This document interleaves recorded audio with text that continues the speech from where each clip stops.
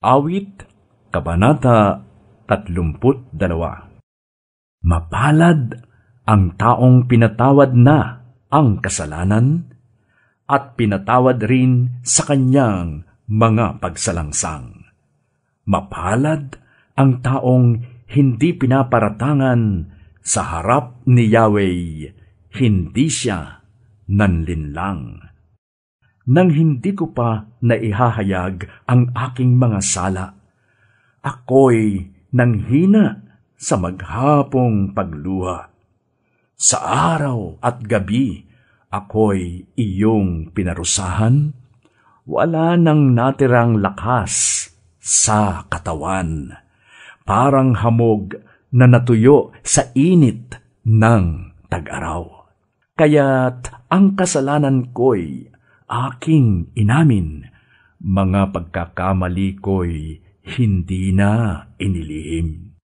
Ako'y nagpasyang sa iyo'y ipagtapat, at mga sala ko'y pinatawad mong lahat.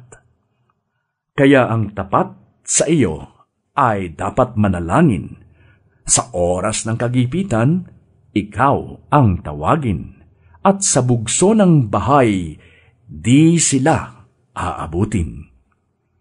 Ikaw ang aking lugar na kublihan, inililigtas mo ako sa kapahamakan. Aawitin ko ng malakas, pag-iingat mo't pagliligtas. Ang sabi ni Yahweh, aakayin kita sa daan, tuturuan kita at laging papayuhan. Huwag kang tumulad sa kabayo o sa mola na walang pangunawa, na upang sumunod lang ay hahatakin pa ang renda. Labis na magdurusa ang taong masama, ngunit ang tapat na pag-ibig ni Yahweh ang mag-iingat sa sinumang nagtitiwala sa Kanya.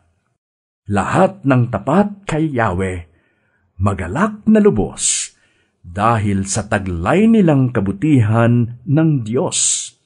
Sumigaw sa galak ang lahat ng sa Kanya'y sumusunod.